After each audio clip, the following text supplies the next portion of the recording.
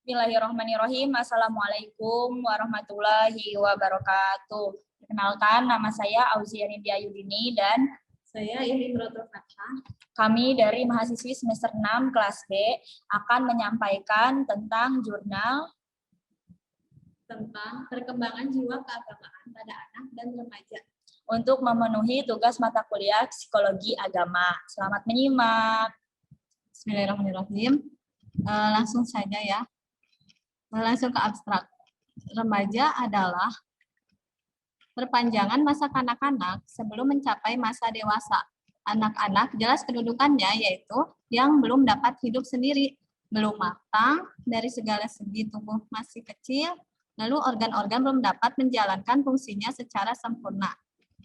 Kecerdasan, emosi, dan hubungan sosial pun belum selesai pertumbuhannya. Masa remaja ini merupakan periode di mana individualisme semakin menampakkan wujudnya pada masa tersebut, yang memungkinkan mereka untuk menerima tanggung jawab atas perilaku mereka sendiri dan menjadi sadar terlibat pada perkara hal, keinginan, cita-cita yang mereka pilih. Masa muda merupakan tahap yang penting dalam pertumbuhan keagamaan. Para remaja membutuhkan sosok pelindung yang mampu diajak berdialog dan berbagi rasa selain batin yang dialaminya, dan dalam hal ini dukungan keluarga, sekolah, dan lingkungan sangat menentukan arah perkembangannya. Sifat-sifat keagamaan tumbuh pada diri mereka dipengaruhi oleh faktor dari luar diri mereka sendiri. Untuk itu, peneliti melakukan wawancara kepada peserta didik kelas 9 SMP IT Karisma Darussalam yang berkaitan dengan perkembangan jiwa keagamaan mereka. Dari hasil wawancara tersebut, rata-rata mereka sudah mengenal keyakinan kepada Allah sejak kecil yang dikenalkan oleh orang tua dan lingkungan sekitar. Hal yang membuat yakin dengan adanya bukti-bukti kebesaran Allah Subhanahu wa Ta'ala melalui hal-hal yang mereka alami sendiri, mulai dari yakin akan terkabulnya doa, adanya surga dan neraka, merasa dekat dengan Allah, dan melihat alam di sekitarnya. Lalu latar belakang masalah dari penelitian ini, manusia dilahirkan di dunia ini dalam keadaan lemah fisik maupun psikis. Walaupun dalam keadaan yang demikian, ia telah memiliki kemampuan bawaan yang bersifat laten. Fisik atau jasmani manusia baru akan berfungsi secara sempurna jika dipelihara dan dilatih oleh akal, dan fungsi mental lainnya pun baru akan berfungsi jika kematangan dan pemeliharaan serta bimbingan dapat diarahkan kepada pengeksplorasian perkembangannya. Kemampuan itu tidak dapat dipenuhi secara sekaligus, melainkan melalui pentahapan. Demikian juga perkembangan agama pada diri anak tersebut. Perkembangan jiwa keagamaan pada anak hampir sepenuhnya bersifat otoritas. Nah, maksud dari otoritas ini adalah konsep keagamaan ini akan berkembang pada diri mereka, sebagaimana dipaparkan oleh Jalaluddin bahwa ide keagamaan anak hampir sepenuhnya autoritarius. Konsep keagamaan pada diri anak dipengaruhi oleh faktor dari luar diri mereka. Ini dapat dimengerti bahwa anak-anak telah melihat dan mempelajari hal-hal yang berkaitan dengan nilai-nilai keagamaan dari luar diri mereka.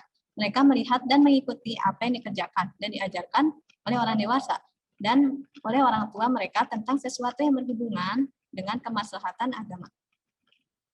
Di samping itu juga dipengaruhi pula oleh perkembangan berbagai aspek kejiwaannya seperti perkembangan berpikir. Ini juga berarti bahwa orang tua mempunyai pengaruh terhadap anak sesuai dengan prinsip eksplorasi yang mereka miliki. Dengan demikian, ketaatan kepada ajaran agama merupakan kebiasaan menjadi milik mereka yang mereka pelajari dari para orang tua maupun guru mereka.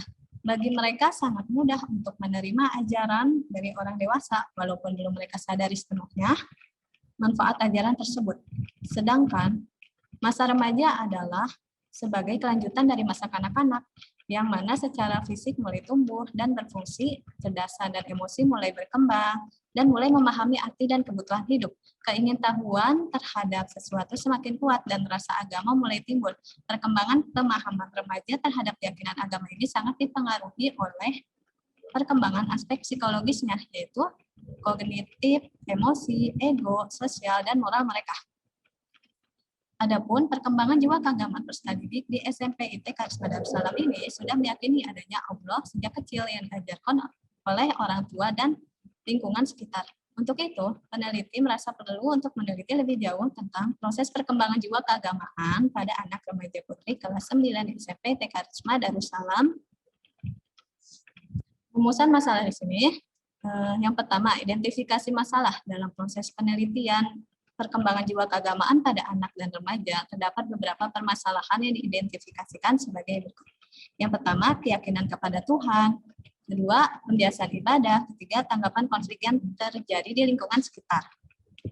Lalu, rumusan masalahnya. Yang pertama, bagaimana timbulnya jiwa keagamaan pada anak remaja putri kelas 9 SMP IT Karisma Darussalam. Lalu yang kedua, bagaimana perkembangan agama pada anak remaja putri kelas 9 di SMP IT Karisma Darussalam. Lalu yang ketiga, bagaimana sifat-sifat agama pada anak remaja putri kelas 9 SMP IT Karisma Darussalam.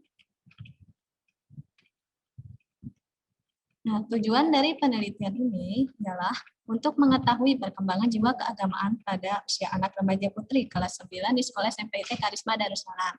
Lalu yang kedua, untuk mengetahui perkembangan keagamaan peserta didik. Kegunaan penelitian ini yaitu dapat memberikan suatu gambaran terkait perkembangan keagamaan pada masa remaja, dapat memberikan evaluasi untuk guru kelas terhadap peserta didik, lalu dapat meningkatkan wawasan dan ilmu pengetahuan yang lebih untuk para pembaca mengenai perkembangan keagamaan pada masa remaja. Lalu teori atau konsep dari penelitian ini, yaitu timbulnya jiwa keagamaan pada anak. Anak-anak sejak masa bayi hingga usia sekolah memiliki lingkungan tunggal, yaitu keluarga. Maka tak heran jika kebiasaan yang dimiliki oleh anak-anak sebagian besar terbentuk oleh pendidikan keluarga. Sejak dari bangun tidur hingga saat akan tidur kembali, anak-anak menerima pengaruh dan pendidikan dari lingkungan keluarga. Awal mula, bagi bayi, wajah yang dikenal pertama kali adalah ibu, yang bukan semata-mata kumpulan stimulus visual, tetapi merupakan suatu entitas yang bermakna berdasarkan ketertarikan visual, seperti warna, gerakan, kontras, sehingga pada bayi usia 7 minggu, mata ibu memiliki nilai sosial khusus dan penting dalam interaksi sosial. Tahap berikutnya adalah mengenal bahasa, yang merupakan tahap awal seorang anak mengenal Tuhan. Semula, nama Tuhan dikenal secara acuh tak acuh. Selanjutnya, ia akan merasakan kegelisahan serta melihat orang-orang dewasa menunjukkan adanya rasa kagum dan takut kepada Tuhan. Hal ini sesuai dengan teori empirisme yang dikemukakan oleh Francis Bacon dan John Locke, yang berpandangan bahwa pada dasarnya anak lahir ke dunia, perkembangannya ditentukan oleh adanya pengaruh dari luar, termasuk pendidikan dan pengajaran. Aristoteles berpendapat bahwa pada waktu lahir, jiwa manusia dianggap lahir dalam kondisi kosong, putih, bersih, seperti meja lilin atau tabula rasa. Maka pengalaman atau yang disebut juga empiris, anaklah yang bakal menentukan corak dan bentuk perkembangan jiwa anak, sehingga ia akan gelisah dan ragu tentang adanya yang gaib tidak memiliki apa-apa. Secara psikologis, ini berarti seluruh perilaku manusia, kepribadian, dan temperamen ditentukan oleh pengalaman indrawi, pikiran, dan perasaan, bukan penyebab perilaku, tetapi disebabkan oleh perilakunya di masa lalu. Ia akan mengikuti dengan mengulang-ulang apa yang dibaca oleh orang dewasa. Lambat laun, tanpa sadar, pemikiran tentang Tuhan akan masuk dalam dirinya dan menjadi pembinaan kepribadiannya. Semula Tuhan bagi anak merupakan hal yang asing yang diragukan kebaikan niatnya. Hal ini disebabkan oleh pengalaman kesenangan atau kesusahan belum dirasakan oleh seorang anak. Namun setelah ia menyaksikan orang dewasa yang disertai emosi atau perasaan tertentu dalam memandang Tuhan, perlahan-lahan perhatiannya terhadap Tuhan mulai tumbuh. Bahkan pada tahap awal, pengalaman tentang Tuhan merupakan hal yang tidak disenangi karena merupakan ancaman bagi integritas kepribadiannya. Itulah sebabnya, menurut Jakiah, seorang anak sering menanyakan tentang tempat dan perbuatan Tuhan untuk mengurangi kegelisahannya. Lalu, jawaban yang diterima oleh anak atas pertanyaan yang ia ajukannya dengan puas, sepanjang jawaban itu serasi, jawabannya yang tidak serasi akan membawa pada keraguan-raguan dan pandangan skeptis pada masa remaja yang akan datang. Oleh karena itu, apa yang dipercayai oleh seorang anak tergantung pada apa yang diajarkan oleh orang tua di rumah dan seorang guru di sekolahnya. Nah, lalu, perkembangan jiwa keagamaan pada anak dan remaja. Nah, perkembangan agama pada anak-anak itu melalui beberapa fase. Menurut Ernest Holmes, bahwa perkembangan agama pada anak-anak ada 3 tingkatan, yaitu yang pertama, tingkat dongeng. Tingkat ini dimulai pada anak yang berusia 3-6 tahun. Pada tingkatan ini, konsep mengenai Tuhan lebih banyak dipengaruhi oleh fantasi. Hingga dalam menanggapi agama pun, anak masih menggunakan konsep fantastis yang diliputi oleh dongeng-dongeng yang kurang masuk akal. Lalu, yang kedua, tingkat kenyataan. Tingkat ini dimulai sejak anak masuk sekolah dasar. Pada masa ini, ide ketuhanan anak sudah mencerminkan konsep yang berdasarkan kepada kenyataan. Ini timbul melalui lembaga-lembaga keagamaan dan pengajaran agama dari orang dewasa lainnya. Lalu yang ketiga, tingkat individu. Nah, pada tingkat ini, anak telah memiliki kepekaan emosi yang paling tinggi sejalan dengan perkembangan usia mereka. Konsep keagamaan individualistis ini terbagi atas 3 golongan, yaitu konsep ketuhanan yang konvensional dan konservatif dengan dipengaruhi sebagian kecil fantasi. Konsep ketuhanan yang lebih murni dalam pandangan yang bersifat personal. Konsep ketuhanan yang bersifat humanistik, yaitu perubahan tingkatan dipengaruhi oleh faktor internal, perkembangan usia, dan faktor eksternal berupa pengaruh luar yang dialaminya. Sejalan dengan perkembangan jasmani dan rohaninya, maka pada remaja turut dipengaruhi perkembangan itu. Perkembangan agama pada remaja ditandai oleh beberapa faktor, antara lain, yang pertama, pertumbuhan dan pikiran mental. Ide dan dasar keyakinan beragama diterima remaja dari kanak-kanaknya sudah tidak begitu menarik bagi mereka. Sifat kritis terhadap agama mulai timbul. Pertumbuhan pengertian tentang ide-ide agama sejalan dengan pertumbuhan kecerdasan, pertumbuhan kognitif, yang memberi kemungkinan terjadi perpindahan transisi dari agama yang lahiriah menuju agama yang batiniah. Lalu perkembangan perasaan. Nah, pada masa remaja ini adalah masa bergejolaknya bermacam-macam perasaan yang kadang-kadang bertentangan satu sama lain. Kondisi ini menyebabkan terjadinya perubahan emosi yang begitu cepat dalam diri remaja. Lalu pertimbangan sosial. Dalam kehidupan keagamaan, remaja cenderung dihadapkan pada konflik antara pertimbangan moral dan material. Terhadap konflik ini, remaja cenderung bingung untuk menentukan pilihan. Kondisi ini menyebabkan remaja menjadi cenderung pada pertimbangan lingkungan sosialnya. Lalu perkembangan moral. Pertumbuhan dan perkembangan moral terjadi melalui pengalaman-pengalaman dan kebiasaan yang ditanamkan sejak kecil oleh orang tua. Perkembangannya baru dapat dikatakan mencapai kematangan pada usia remaja. Lalu sikap dan minat. Pada masa remaja, sikap dan minat remaja terhadap masalah keagamaan sangat kecil. Umumnya, mereka yang memiliki kecenderungan terhadap masalah keagamaan di masa remaja itu kebanyakan tergantung atau berangkat dari kebiasaan di masa kecil serta di lingkungan agama yang mempengaruhi mereka. Lalu ibadah. Pandangan remaja terhadap ajaran agama, ibadah, dan masalah doa hanya bermanfaat untuk berkomunikasi dengan Tuhan. Sedangkan yang lain menganggap hanyalah merupakan media untuk bermeditasi. Sekian dari saya. Selanjutnya, Teh Auzian India. Selanjutnya saya akan menyampaikan tentang sifat-sifat agama ya. Sifat-sifat agama. Bentuk dan sifat agama pada diri anak dapat dibagi atas beberapa bagian. Yang pertama, unreflektif, tidak mendalam. Dalam penelitian Nation tentang sejumlah konsep ketuhanan pada diri anak, 73% mereka menganggap Tuhan itu bersifat seperti manusia. Dengan demikian, anggapan mereka terhadap ajaran agama dapat saja mereka terima dengan tanpa kritik. Kebenaran yang mereka terima tidak begitu mendalam, sehingga cukup sekadarnya saja, dan mereka sudah merasa puas dengan keterangan yang kadang-kadang kurang masuk akal. Meskipun demikian, pada beberapa orang anak terdapat mereka yang memiliki ketajaman pikiran untuk menimbang pendapat yang mereka terima dari orang lain. Yang kedua, egosentris. Anak memiliki kesadaran akan diri sendiri sejak tahun pertama usia perkembangannya dan akan berkembang sejalan dengan pertambahan pengalamannya. Apabila kesadaran akan diri itu mulai subur pada diri anak, maka akan tumbuh keraguan pada rasa egonya. Sehubungan dengan hal itu, maka dalam masalah keagamaan, anak telah menonjolkan kepentingan dirinya dan telah menuntut konsep keagamaan yang mereka pandang dari kesenangan pribadinya. Yang ketiga, antromorfis. Pada umumnya, konsep mengenai ketuhanan pada anak berasal dari hasil pengalamannya dikala ia berhubungan dengan orang lain. Tapi suatu kenyataan bahwa konsep ketuhanan mereka tampak jelas menggambarkan aspek-aspek kemanusiaan. Yang keempat, verbalis dan ritualis. Dari kenyataan yang kita alami, ternyata kehidupan agama pada anak-anak sebagian besar tumbuh mula-mula secara verbal atau ucapan. Mereka menghafal secara verbal kalimat-kalimat keagamaan, dan selain itu pula dari amaliyah yang mereka laksanakan berdasarkan pengalaman menurut tuntunan yang diajarkan kepada mereka. Yang kelima, imitatif. Dalam kehidupan sehari-hari dapat kita saksikan bahwa tindak keagamaan yang dilakukan oleh anak-anak pada dasarnya diperoleh dari meniru, berdoa dan sholat misalnya. Mereka laksanakan karena hasil melihat perbuatan lingkungan, baik berupa pembiasaan ataupun pengajaran yang intensif.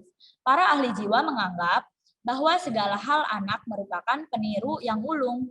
Sifat peniru ini merupakan modal yang positif dalam pendidikan keagamaan pada anak. Yang keenam, rasa heran. Rasa heran dan kagum merupakan tanda dan sifat keagamaan yang terakhir pada anak. Berbeda dengan rasa kagum yang ada pada orang dewasa, maka rasa kagum pada anak ini belum bersifat kritis dan kreatif. Mereka hanya kagum terhadap keindahan lahiriah saja. Hal ini merupakan langkah pertama dari pernyataan kebutuhan anak akan dorongan untuk mengenal sesuatu yang baru, new experience. Rasa kagum mereka dapat disalurkan melalui cerita-cerita yang menimbulkan rasa takjub. Metode penelitian. Bentuk penelitian yang digunakan dalam penelitian ini adalah menggunakan penelitian kualitatif dengan menggunakan metode penelitian deskriptif. Dalam penelitian ini, peneliti akan menggambarkan fakta-fakta tentang analisis perkembangan jiwa keagamaan pada anak dan remaja. Dalam penelitian ini, teknik pengumpulan data yang digunakan adalah observasi. Menurut Satori, observasi adalah pengamatan terhadap suatu objek yang diteliti baik secara langsung maupun tidak langsung untuk memperoleh data yang harus dikumpulkan dalam penelitian. Dalam penelitian ini secara langsung mengamati perilaku remaja dalam observasi cara pengumpulan data yang dilakukan adalah melalui pengamatan secara langsung terhadap objek penelitian, yaitu apa saja faktor yang mempengaruhi perilaku menyimpang remaja. Menurut Satori dan Komariah, wawancara adalah suatu teknik pengumpulan data untuk mendapatkan informasi yang digali dari sumber data langsung melalui percakapan atau tanya jawab wawancara dalam penelitian kualitatif. Sifatnya mendalam karena ingin mengeksploitasi informasi secara holistik dan jelas. Dari informan dalam wawancara, peneliti harus mengadakan percakapan dengan sumber data. Dalam hal ini, peneliti mengadakan wawancara secara langsung kepada peserta didik putri kelas 9 di SMP IT Karisma Darussalam. Dalam hal ini, peneliti mencari dan mengumpulkan data yang ada hubungannya dengan masalah yang akan diteliti melalui catatan yang berhubungan dengan masalah penelitian, baik dari sumber dokumen dan lain-lain yang berkaitan dengan penelitian yang dilakukan. Hasil penelitian dan pembahasan. Hasil penelitian dilaksanakan di SMP IT Karisma Darussalam secara daring.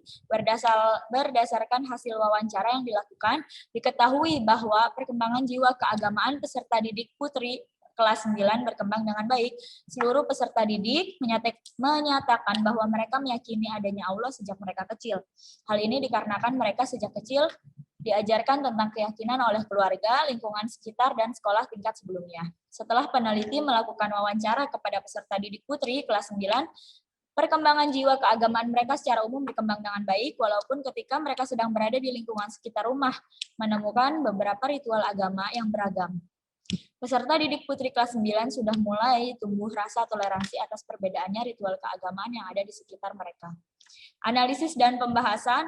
Setelah melakukan wawancara kepada peserta didik kelas 9 SMP IT Karisma Darussalam berkaitan dengan perkembangan jiwa keagamaan mereka, rata-rata mereka sudah mengenal keyakinan kepada Allah sejak kecil yang dikenalkan oleh orang tua dan lingkungan sekitar.